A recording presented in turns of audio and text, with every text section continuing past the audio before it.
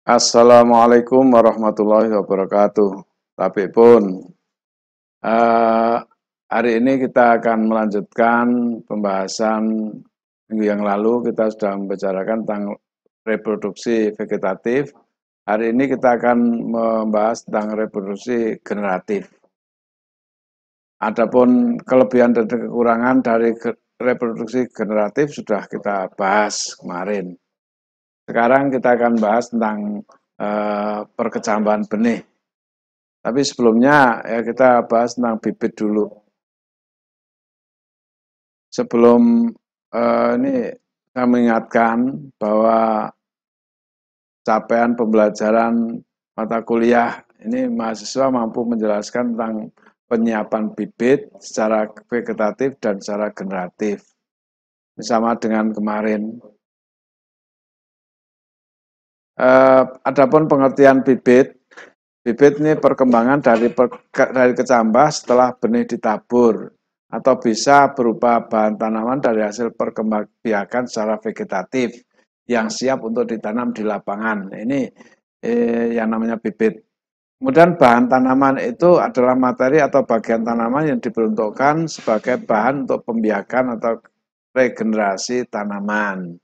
Ini kita membahas mulai dari bibit, yaitu bibit itu bisa dari reproduksi generatif, bisa reproduksi secara vegetatif.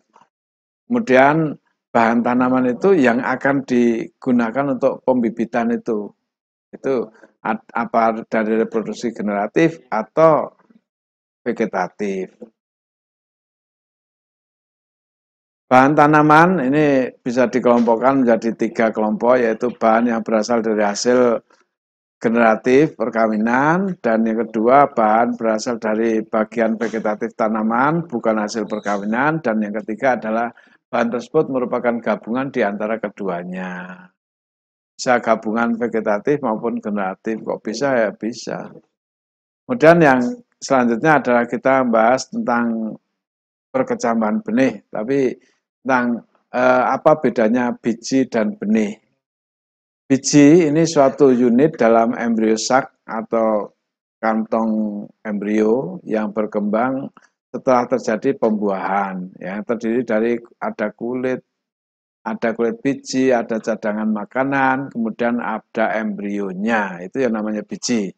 Adapun benih itu kumpulan biji yang sudah diseleksi atau terseleksi, bahkan kadang-kadang sudah melalui perlakuan yang siap untuk ditabur di persemaian atau polybag.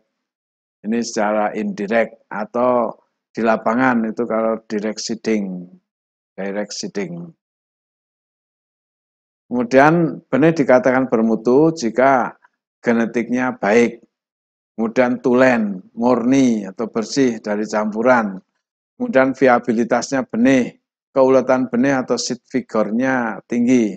Jadi kalau benih itu viabilitasnya bagus, kemudian figurnya bagus, kemudian dari keturunan yang bagus, maka itu yang dikatakan bermutu. Bermutu, bukan bermuka tua, bukan, tapi bermutu.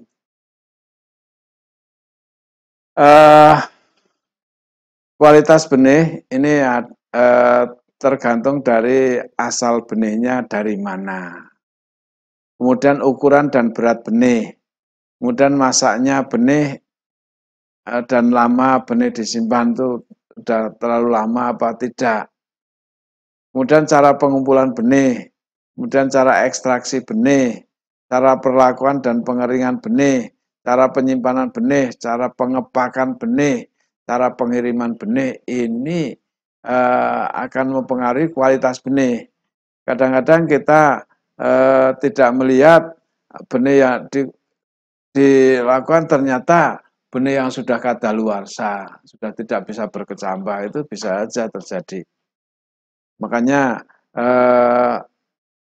kalau yang baik itu benih itu diambil langsung dari pohonnya, bukan yang sudah jatuhan. Kadang-kadang jatuhan, kalau seperti misalnya tangkel, kalau jatuhan biasanya sudah berlubang. Kenapa sudah berlubang? Ya berarti sudah nggak ada embrionya. Embrionya sudah mati. Itu tangkil. Begitu juga yang lain juga harus hati-hati. Kemudian faktor yang mengaruhi viabilitas benih, itu kombinasi genetik.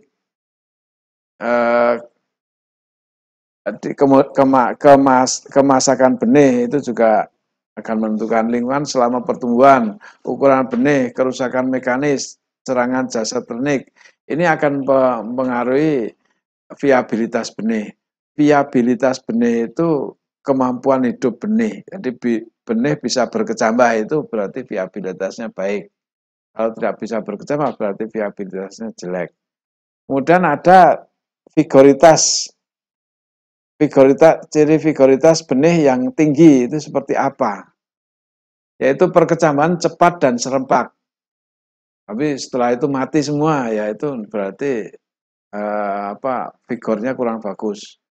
Perkembangan dan pertumbuhannya seragam. Kemudian kekuatan akar menembus tanah, bisa menembus tanah secara yang bagus. Kemudian mampu berkecambah dalam kondisi tanah atau media tumbuh pada suhu yang rendah, terserang penyakit. Dan terserang penyakit ini berarti vigoritasnya bagus. Jadi kelentingannya itu bagus. Kemudian perkecambahan. Perkecambahan adalah proses awal pertumbuhan suatu tumbuhan, terutama pada tumbuhan berbiji. Ya, jelas, ini berkecambah itu yang berkecambah adalah benih dari tumbuhan berbiji. Kalau tumbuhan nggak berbiji ya nggak menghasilkan biji. Tumbuhan berbiji akan mulai aktif dan berkecambah setelah air masuk ke dalam benih. Yang disebut dengan proses imbibisi. Ini namanya perkecambahan. Jadi diawali dengan proses imbibisi, masuknya air ke dalam biji, kemudian setelah itu biji mengembang, setelah biji mengembang, kemudian keluar akarnya, kemudian keluar tunasnya, itu berarti perkecambahan sudah berlangsung. Faktor penghambat perkecambahan, ini biasanya kondisi lingkungan tidak mendukung, atau faktor eksternal. Kemudian ada faktor internal tidak mendukung. Ada faktor internal yang memang biji belum masak sehingga tidak berkecambah. Jadi tidak berkecambah belum tentu karena memang kualitasnya jelek. Bisa juga karena memang masaknya terlambat. Kemudian kita akan bahas tentang dormansi. Dormansi suatu reaksi atas dormansi itu adalah suatu reaksi atas keadaan fisik atau lingkungan tertentu. Pemicu dormansi ada yang bersifat mekanis, ada yang keadaan fisik lingkungan atau keadaan kimiawi. Kemudian dormansi primer, dormansi itu dibagi menjadi dua, dormansi primer dan dormansi sekunder. Primer itu ada dua sifat, dormansi eksogenus, kondisi di mana tumbuhan komponen penting berkecambahan tidak tersedia bagi benih dan menyebabkan kegagalan dalam berkecambahan. Seperti tipe dormansi tersebut yang kaitannya dengan sifat fisik, kulit benihnya, serta faktor lingkungan selama perkecambahan itu tidak mendukung, ya tidak bisa berkecambah. Kemudian dormansi endogenus, ini dormansi yang disebabkan sifat-sifat tertentu yang melekat pada benih, seperti adanya kandungan inhibitor yang berlebih pada benih, B. Embrio benih yang rudimenter, jadi mundur, sensitivitas terhadap suhu dan cahaya, ini akan mempengaruhi proses perkecambahan. Dormansi sekunder di sini adalah benih-benih yang dalam keadaan normal maupun berkecambah, tapi apabila dikenakan pada suatu keadaan yang tidak menguntungkan selama beberapa waktu dapat menjadi kehilangan kemampuannya untuk berkecambah. Ini dormansi sekunder. Nah, kita bahas tentang semai dan persemaian. Semai ini benih tumbuhan yang sudah berkecambah yang akan ditanam sebagai bibit di tempat yang lain. Bukan di situ tapi tempat yang lain. Kemudian persemaian merupakan suatu areal yang lokasinya tetap dibangun dan ditata secara rapi dan teratur untuk memelihara bibit-bibit yang dipergunakan untuk kegiatan penanaman. Itu namanya persemaian. Persemaian itu arealnya. Adapun perkecambahan itu bijinya. Ada 3 tipe persemaian atau persemaian sederhana, persemaian semi permanen, dan persemaian permanen. Persemaian sederhana itu semuanya masih sederhana,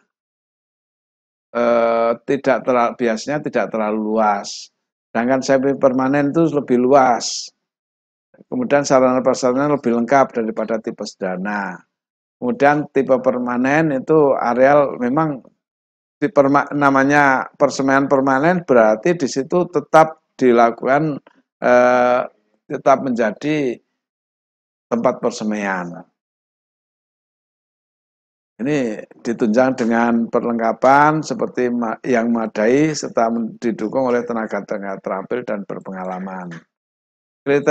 Kriteria lokasi persemaian. Lokasi persemaian sebaiknya mudah dijangkau, dapat dekat dengan lokasi penanaman, dekat dengan jalan angkut, dan mudah dalam pengawasan. Kemudian luas areal persemaian ditentukan berdasarkan jumlah kebutuhan bibit untuk pembuatan tanaman dan penyulaman. Ini luas areal persemaian. Luas areal persemaian itu terdiri dari sarana prasarana 40% dan 60% untuk bedeng tabur dan bedeng sapi. Itu tentang idealnya kriteria per lokasi. Dan sarana prasarana yang perlu dibangun dalam persemaian adalah bangunan kantor, tempat tinggal karyawan, gudang dan bengkel kerja. Kalau karyawannya itu jauh dari hutan, maka perlu dibuatkan yang namanya tempat tinggal karyawan. Kalau tidak ada tempat tinggalnya, mereka mau menginap di mana? Kemudian bangunan kantor, ya ini diperlukan juga. Kemudian alat sterilisasi media, alat penaburan benih, pencampur media, kemudian penyaring media, ada cangkol, ada skop, ada garu, ada garpu. Ini diperlukan untuk alat sterilisasi media, sebagai sarana untuk persemaian. Kemudian pompa air, tangki air, pompa, selang air, sprayer ini diperlukan. Kemudian bedeng tabur, bedeng sape, naungan, alat penyape. Kemudian pengangkut bibit seperti gerobak dorong, rak bibit, dump truck, alat angkut lainnya ini diperlukan. Sarana administrasi seperti tali sheet, alat tulis, dan lain sebagainya itu juga diperlukan. Kemudian kegiatan persemaian, mulai dari penyiapan bahan, pengecambahan, penyemaian benih, kemudian pemindahan semai, kemudian pemeliharaan semai, kemudian akhirnya pengangkutan semai dari persemaian ke lapangan itu diangkut. Maka cara pengangkutan pun juga harus kita ketahui. Yang jelas jangan ditumpuk-tumpuk, nanti bisa patah batangnya karena batangnya masih rawan. Kemudian pengecambahan benih. Kadar air ini merupakan salah satu persyaratan untuk mempercepat proses perkecambahan. Kalau adanya air itu mendukung perkecambahan, maka ketika mengecambahkan itu harus ada air. Untuk biji yang berkulit keras atau tebal perlu dilakukan skarifikasi. Skarifikasi itu bisa dengan direndam dalam air dingin, kemudian maksudnya air dingin, air biasa, kemudian air yang direndam di air panas. Ada yang biji direndam dalam air panas, direndam dalam larutan kimia. Ada yang dilakukan pengeratan atau pengikiran kulit biji di sangrai. Ini ada yang seperti itu. Ada yang biji kalau kering maka pecah. Kalau tidak kering maka tidak pecah. Kemudian dalam pengecaman benih Ada penaburan biasa, ada penaburan larikan, ada penaburan satu-satu. Kemudian pemindahan semai. Setelah benih berkecambah yang ditandai dengan munculnya daun pertama, maka kecambah tersebut harus dipindahkan dari bedeng tabur ke media tumbuh dalam kontainer di bedeng sapi.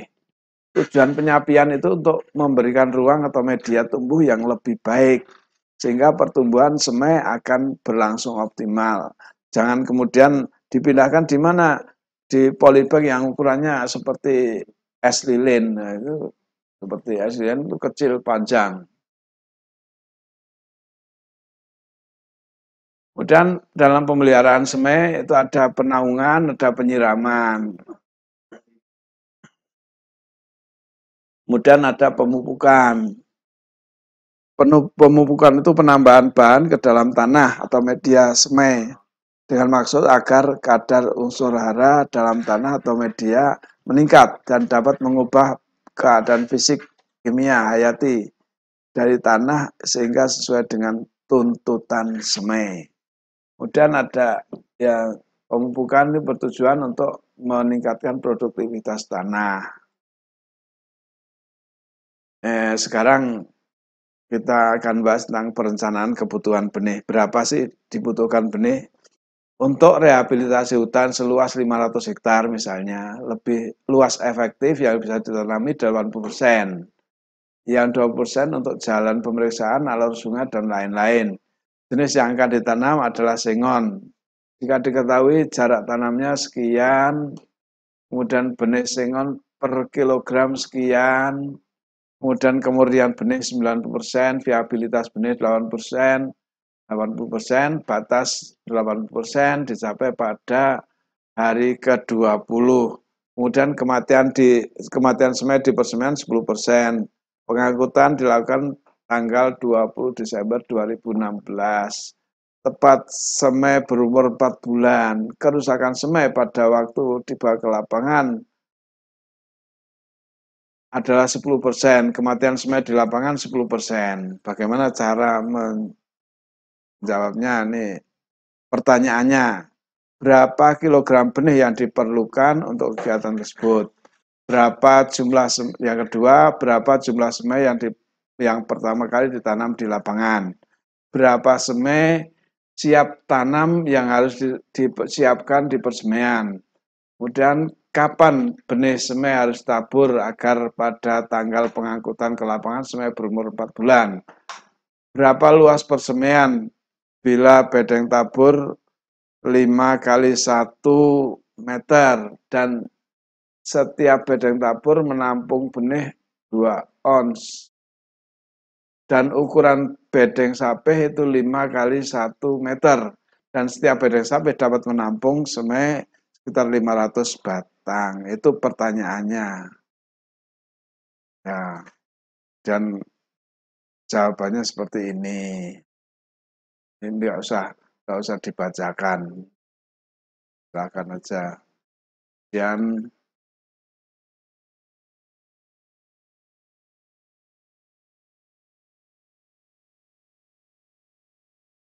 ini eh, jawaban dari pertanyaan-pertanyaan tadi.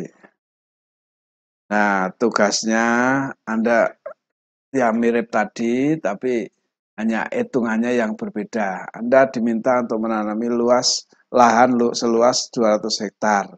Luas efektif yang bisa ditanami 70%, yang 30% untuk bangunan, jalan pemeriksaan, alur sungai kecil, dan lain-lain. Jenis yang akan ditanam adalah akasia mangium. Jika diketahui jarak tanam sekian, benih mangiumnya per kilogram 48.000, kemudian kemurnian benih itu 8%, 80%, viabilitas benih 80%, dan 8% dicapai pada hari ke-20. Kematian semai di persemaian 20%, pengangkutan dilakukan tanggal 24 Desember 2014, semai berumur 4 bulan. Kerusakan semai saat pengangkutan bibit adalah 10%. Itu tinggal di aja. dikasih jarak bibit 10% itu, nanti salah penulisan. Kemudian kematian di semai di lapangan itu 15%, Bu. Jadi itu, kemudian pertanyaannya adalah berapa semai siap tanam yang harus disiapkan di persemaian? Berapa kilogram benih yang diperlukan untuk kegiatan? Kemudian yang ketiga, berapa jumlah semai yang pertama kali ditanam di lapangan? Yang keempat adalah kapan benih harus ditabur agar pada tanggal pengangkutan ke lapangan semai berumur 4 bulan. Kemudian 5, berapa luas persemaian bila bedeng tabur 5 kali 1 meter. Dan setiap bedeng tabur menampung benih 2 ons. Dan ukuran bedeng sapeh 5 kali 1 meter. Dan setiap bedeng sapeh dapat menampung 500 batang. Saya kira itu aja dulu untuk pertemuan kali ini. Silakan dikerjakan di